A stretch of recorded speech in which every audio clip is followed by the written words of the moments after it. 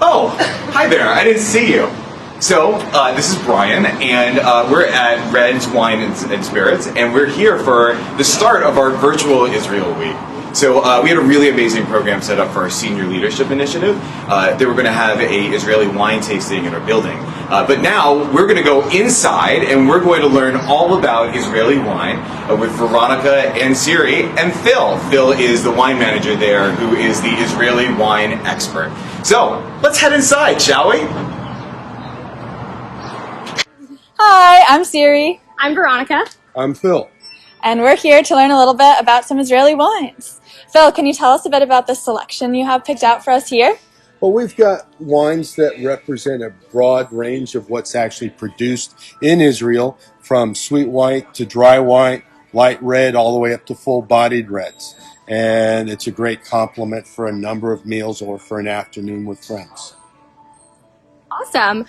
Phil, can you tell us a little bit about what makes Israeli wine different from wine that's grown in other regions around the world, like Napa? Well, in Napa, you've got some cooling climates from the Arctic oceans. In Israel, you've got currents that are coming from the eastern Mediterranean that they're a little bit warmer, so you get fully ripened grapes, and it's very easy to grow grapes that either ripen early or ripen late because of the growing conditions. Very cool. Can you tell us more about the history of these different wines and the grapes specifically that were used to make them? Well, all of these are not local wines except for perhaps this Shiraz, but we'll get to that. This is a northern Italian grape that was brought to the region, as well as these two grapes here are French grapes. You've got a white grape and a red grape that was brought from what is now southeastern France. The Shiraz, historically, is credited as coming from a part of Persia by a town that's actually that same name. Most people know this either as Shiraz or Syrah. It's the same grape. And then this is another French grape, but this is actually a hybrid grape that was a marriage between a white Sauvignon Blanc and a red Cabernet Franc. But these are all grown extensively throughout Israel. What makes an Israeli wine kosher, and are all Israeli wines kosher? Not all Israeli wines are, because they're produced for different markets, but all of these have been passed through the rabbinical codes to make them kosher. Some Israeli wines are heated to take them to another different type of certification, but all of these here were hand-selected specifically because they were kosher. Very cool. Can you tell us a little bit about the price range that we're seeing with these bottles and with the Israeli wine selection that you have in store? Well, these run the price range between $15 and $30, but literally Israeli wines and kosher wines in general will go from $5 up to well over $100.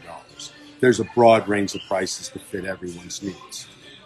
Amazing. Can you tell us if you have a favorite among these, or what you like to pair them with food-wise? Well, I don't have a specific wine favorite simply because wine is food, so it depends on what's being eaten or shared with friends.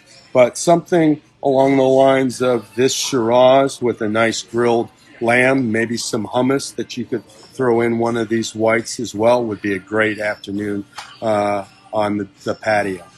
Wonderful. We love hummus. Oh, big hummus fans over here. Well, thank you so much, Phil. We really appreciate the time that you've taken to talk with us a little bit about Israeli wine. I know I've learned a lot. I think Siri could probably say the same. Thank you so much. You're more than welcome. Thank you for coming. Absolutely. We'll see you later. Wow, you're still here. Wasn't that amazing? Didn't we learn a lot? I learned all kinds of stuff about Israel wine. Thank you so much for tuning in today and learning a little bit about Israel wine with us. I hope you're enjoying Virtual Israel Week, because we've got some other really fun and exciting things coming up for the remainder of Virtual Israel Week. Also, if you love this and you have other ideas about where you want us to go and be totally unnatural and uncomfortable and produce these weird videos, you let us know in the comments section below. Don't forget to subscribe. Happy Israel Week, everybody!